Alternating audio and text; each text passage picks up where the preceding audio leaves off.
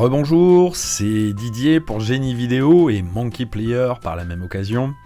Je voulais dans cette vidéo vous amener un petit peu plus loin dans la découverte de cet outil qui pour moi est réellement juste fabuleux. Alors, vous allez me dire, ok, on l'a bien compris, c'est écrit dans l'email, c'est écrit un petit peu partout. Alors je vais vous montrer réellement pourquoi je dis ça. Alors je vais reprendre tout simplement déjà ma première vidéo pour vous amener un petit peu plus loin dans les paramétrages. Comme vous avez pu le voir dans les options générales, vous avez deux possibilités ici sur le type de vidéo.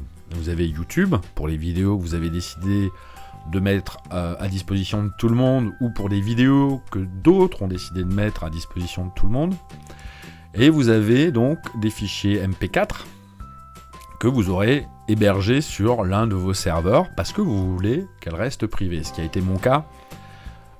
Pour être précis, dans la formation que j'ai proposée récemment, donc Liste Excellence, j'avais besoin de garder des vidéos privées sans les publier sur YouTube, mais également de pouvoir les passer rapidement en mode responsif, c'est-à-dire, encore une fois, qu'elles s'adaptent. Alors comme on peut le voir ici, non, sur cette page-là, donc ici je fais CTRL-ALT-M sur Firefox pour avoir l'éditeur. Voilà, donc c'est des vidéos qui sont tout simplement flexibles en fonction de la page. Bon, celle-là est réglée à 50%, j'ai pas tout paramétré sur la page pour que ce soit effectivement adapté à la fenêtre, mais toujours est-il qu'elle réagit. Ce qui n'est pas toujours le cas, comme j'ai pu vous le montrer dans la vidéo précédente, avec des vidéos YouTube, sans aller bidouiller le CSS. Alors, on va rester sur l'idée de la vidéo YouTube. Quoique non, on va passer d'abord sur la vidéo MP4 parce que vous allez voir que en dessous, dans les options donc du lecteur, vous en avez nettement moins. Hein, ce qui est tout à fait normal puisqu'il y en a moins d'imposés, alors que YouTube en impose quand même pas mal. Ici, qu'est-ce que vous allez pouvoir faire? Ici, vous allez pouvoir paramétrer tout simplement le lancement automatique de votre vidéo. Ce qui peut être bien dans certains cas, hein, dans des vidéos de vente ou des choses comme ça, on a souvent envie que la vidéo s'active dès que la personne arrive sur la page. Ici, vous allez pouvoir la mettre en boucle, c'est-à-dire que la vidéo, une fois arrivée à la fin, reprend à zéro. Ce qui peut être là aussi très intéressant avec les nouveaux concepts maintenant de fond de page vidéo. Si vous avez des petites loupes vidéo, donc des petites boucles, et ben là vous allez pouvoir paramétrer effectivement le fait, arriver à la fin, qu'elle reparte au départ. Ici vous allez pouvoir montrer les contrôles, ou pas, donc ici, non, ici, moi j'avais désactivé, si on fait, ah ben, on peut pas le faire ici puisque je suis sur du MP4, mais on le fera tout à l'heure, vous pouvez décider de les afficher. Bon, on va le faire tout de suite d'ailleurs, YouTube. Si je dis ici Show Control, Yes, si je fais Save, alors je me trompe toujours de page, actualiser l'onglet, ici, voilà, j'ai effectivement mes contrôles que je n'avais pas au préalable. Donc c'est aussi ça l'avantage de cet outil-là. Donc ici il me redonne systématiquement le code. C'est ce que je vous avais dit, la vidéo est en place, le code ne change pas à chacune de vos modifications. Hein. Il est créé une fois pour toutes et va rappeler systématiquement les modifications qui ont été faites. Je reviendrai sur les différents autres codes tout à l'heure. Nous revenons sur notre vidéo test. Donc c'est quand même intéressant de pouvoir faire toutes les modifications. Parfois sur un lancement vous pouvez avoir certaines exigences que vous n'aurez peut-être plus quelques jours après et que vous avez envie de déverrouiller pour que les gens aient plus de flexibilité. Donc c'est quelque chose qui est tout à fait intéressant puisque vous le ferez directement ici depuis votre tableau de bord Monkey Player. Donc ensuite, l'autre chose que vous avez, c'est que vous pouvez ici décider de démarrer la vidéo au bout d'un certain temps et de l'arrêter un peu avant la fin. Donc ça peut être intéressant si vous utilisez, alors je vous le dis mais sans vous le dire, des vidéos de quelqu'un d'autre par exemple, dont vous voulez éventuellement enlever la partie générique, ou si vous avez juste envie d'avoir une partie d'une vidéo par exemple. Hein, c'est quelque chose qui peut être très intéressant. L'autre chose, donc vous pouvez le faire au début comme à la fin. L'autre chose très intéressante c'est ici, c'est le playlist URL ou vidéo IDs. C'est-à-dire que souvent, YouTube, à la fin d'une vidéo, va vous faire des suggestions qui lui semblent à lui judicieuse par rapport à la thématique de votre vidéo. Ici, vous allez pouvoir tout simplement recopier les ID de vos vidéos et les mettre ici à la chaîne, tout simplement en les séparant d'une virgule. C'est-à-dire que vous prenez par exemple cette ID là, vous faites copier, vous faites V, vous dites celle-là je la veux, j'en veux une autre, on va dire qu'elle s'appelle HZ, et ainsi de suite. Alors évidemment, il faut que ce soit des identifiants de vidéos existants, et donc Monkey Player va forcer la lecture de ces vidéos-là à la suite de la vôtre. Donc ça peut être tout à fait intéressant si vous voulez faire que la promotion de vos produits, par exemple. Donc revenons-en ici. Ici, vous avez donc la possibilité de forcer la résolution, bon, à faire ou pas. Moi, je fais confiance sur mes vidéos YouTube, en tout cas, j'y fais confiance. Et toutes les vidéos que je vais publier en MP4, en général, ont les mêmes caractéristiques qu'une vidéo YouTube. Donc, elles sont relativement fluides et correspondent assez bien à une qualité, ou à la qualité, en tout cas, des navigateurs et des connexions disponibles auprès de mes clients. Ici, c'est le mode Secure. Si effectivement vous avez votre vidéo sur un réseau HTTPS comme YouTube par exemple, là vous pouvez voir que c'est un HTTPS, donc pourquoi pas. Mais vous pouvez très bien le laisser sur non, ça ne changera pas grand chose. Ici, c'est le lancement automatique. Ici, c'est la mise en boucle de votre vidéo. Ici, ça vous permet tout simplement de supprimer le logo. Alors ici, il se met là dans l'écran.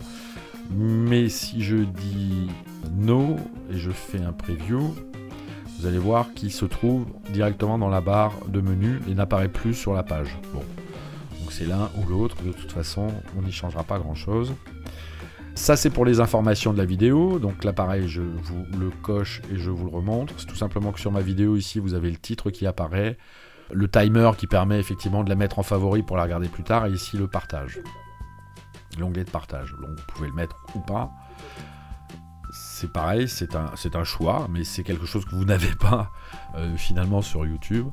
Ici, ça reprenait un petit peu ce qu'on avait vu tout à l'heure. Ça, c'est les vidéos, enfin les suggestions de vidéos créées par YouTube. Donc oui ou non. Alors c'est quelque chose qui vient à la fin. Là, si je dis les montrer, on va aller revoir notre prévisualisation. On va aller à la fin et vous allez voir que voilà. Vous avez plein de vidéos là qui apparaissent, alors on ne sait pas trop d'où elles viennent, donc si celles-là elles sont à moi. Merci patron, là voilà, François Ruffin, on n'est pas couché, je sais pas trop. Bonjour Laurent, je suis content de te voir sur une de mes vidéos. Voilà, droit de label privé, c'est une vidéo. Enfin bon voilà, il y a des suggestions qui sont faites et qui ne sont pas toujours forcément judicieuses à votre vidéo. Donc ici, vous allez pouvoir tout simplement les déconnecter. Ici, ce sont donc tout ce qui est l'ensemble des titres et des annotations et des sous-titres que vous allez pouvoir mettre ou que les gens vont pouvoir paramétrer depuis YouTube. Vous allez pouvoir ici les invalider ou les valider. Ça, c'est les annotations, donc c'est les petites fiches qui permettent de renvoyer à un lien ou enfin, les annotations, pardon, il ne faut pas que je fasse la confusion entre les termes YouTube, donc c'est bien des annotations en français. Donc voilà, vous pouvez les activer ou pas en fonction de ce qui apparaît sur la vidéo que vous voulez utiliser. Ici, vous pouvez tout simplement interdire le plein écran. Donc c'est pareil, ça peut être très utile. Ça se fait beaucoup sur les vidéos de vente textuelle, d'interdire ça, c'est-à-dire de verrouiller complètement, mais également donc de bloquer les contrôles, c'est-à-dire que la personne ne peut ni arrêter, ni revenir en arrière, ni... On veut vraiment l'amener à quelque chose, donc la seule chose qu'elle peut faire, c'est pause pour aller chercher un verre d'eau ou des choses comme ça. C'est tout ce qu'on l'autorise à faire. Hein. Et puis ici, c'est les commandes clavier que vous pouvez également donc invalider, c'est-à-dire que quand on appuie sur espace, on peut faire pause, etc., etc. Donc ça, ce sont les options du lecteur que vous avez sur des vidéos YouTube, c'est-à-dire que tout ce que YouTube vous... Enfin, toutes les contraintes YouTube, ici, vous pouvez quasiment les contrôler. C'est vrai que j'aurais voulu qu'on puisse, par exemple, parfois, sur certaines vidéos, enlever carrément le logo YouTube. A priori, c'est pas possible. Et à la limite, c'est normal, puisque YouTube héberge les vidéos. Hein. C'est un peu l'inconvénient de Monkey Player, c'est qu'il n'héberge pas vos vidéos. Par contre, vous pouvez très bien les héberger, comme moi. Hein. Je suis sur un compte Amazon S3, où je charge et mes images et mes vidéos. C'est bien pour un hébergement parce que d'un, il est sécurisé et vous pouvez verrouiller l'accès à certaines vidéos en plus des outils que vous utilisez, mais il fonctionne surtout à la bande passante, c'est-à-dire que vous ne payez pas un hébergement fixe, vous ne payez que la consommation. Donc moi c'est quelque chose que j'utilise pour mes vidéos, surtout qui propose des outils effectivement de latence, enfin des outils qui respectent certaines latences en fonction des demandes. Enfin je vous rassure, c'est de l'ordre de quelques centimes sur les comptes AWS, Amazon Web System je crois que ça s'appelle, Web Store System. Donc c'est vraiment un très faible coût, mais je pense que je vous ferai une vidéo là-dessus prochainement parce que c'est vraiment quelque chose qui peut être très pratique. Ils ont apporté quelques améliorations, enfin quelques nouveautés aujourd'hui qui font que ça peut être un vrai serveur web aujourd'hui et ça peut être intéressant. Ensuite, alors pour continuer sur Monkey Player, parce qu'on va pas partir dans tous les sens, vous avez ici les options pro, comme vous avez pu le voir, si vous avez cliqué à droite et à gauche sur la page Monkey Player, vous avez effectivement un upsell, donc ce qu'on appelle une vente additionnelle, qui vous propose l'option pro. Alors celle-là, je vous avoue que je l'ai prise sans vraiment savoir ce qui m'attendait derrière, mais là, c'est plus que fabuleux. C'est-à-dire que dans la partie, je dirais, classique du logiciel, enfin de l'outil, vous avez déjà la possibilité de prendre un contrôle, mais alors énorme sur ce que vous impose YouTube. Ici, vous allez vraiment prendre le pouvoir sur votre vidéo ou sur les vidéos YouTube. Parce que vous allez ici pouvoir mettre un filigrane qui non seulement va marquer plus ou moins la vidéo, ou pas d'ailleurs, mais vous allez pouvoir y ajouter un lien, c'est-à-dire que plutôt que quand les gens cliquent sur la vidéo, ça met en pause, ici ça va les amener directement vers votre site. Donc, il y a du bon, il y a du mauvais dans tout ce que ce logiciel peut faire, mais il y a vraiment des choses très intéressantes. Ici vous allez pouvoir mettre une prévisualisation, donc ce qu'appelle YouTube la miniature que vous avez ici. Ici vous allez pouvoir également forcer le paramétrage YouTube. Ici, vous l'aurez compris, c'est TA, pour ceux qui suivent un petit peu ce qui se passe en anglais, c'est le call to action, donc l'appel à l'action que vous allez pouvoir ajouter également sur votre vidéo. Donc très facilement, ici il vous faut l'URL d'une image, il vous faut le lien et différents paramétrages. Mais ça j'y reviendrai effectivement pour ceux qui auront franchi le cap. Et ici, on active tout simplement le partage social. Mais le partage social que vous définissez vous. C'est pas le partage social défini par YouTube quand vous cliquez sur le lien ici, partager, où il va vous indiquer un lien. Ici, vous allez vous réellement imposer le lien que vous voulez pouvoir partager et sur les réseaux sociaux sur lesquels vous voulez pouvoir le partager. Donc voilà, je reviendrai un petit peu plus longuement sur ces options pro, comme ils appellent, chez Monkey, dans les vidéos réservées donc aux clients, mais sachez que c'est vraiment un outil, mais alors fabuleux, voilà, qui n'a pas de limite. Mais je vous présenterai d'autres outils, enfin vous avez certainement pu les découvrir puisque ils vous les auront proposés à un moment donné chez Monkey. C'est que ils ont vraiment des outils comme ça qui sont vraiment très fabuleux. Je vous dis aux prochaines vidéos pour ceux qui franchissent le cap. Pour ceux qui ne l'ont pas franchi, j'espère vous avoir donné envie un petit peu plus de prendre le contrôle sur vos vidéos, même celles que vous postez sur YouTube. C'est bien, c'est gratuit, ça rapporte du trafic, mais on peut aussi encore améliorer les choses avec tous ces outils, donc d'options de lecteur, mais aussi les options pro, où vous n'êtes plus lié finalement qu'au seul critère YouTube, tout en partant encore une fois du principe que vous pouvez également faire tout cela avec vos propres vidéos, donc toutes les vidéos que vous mettez en privé ou sur des serveurs tels qu'Amazon S3, vous allez pouvoir prendre un contrôle très fin et vraiment très axé sur le marketing.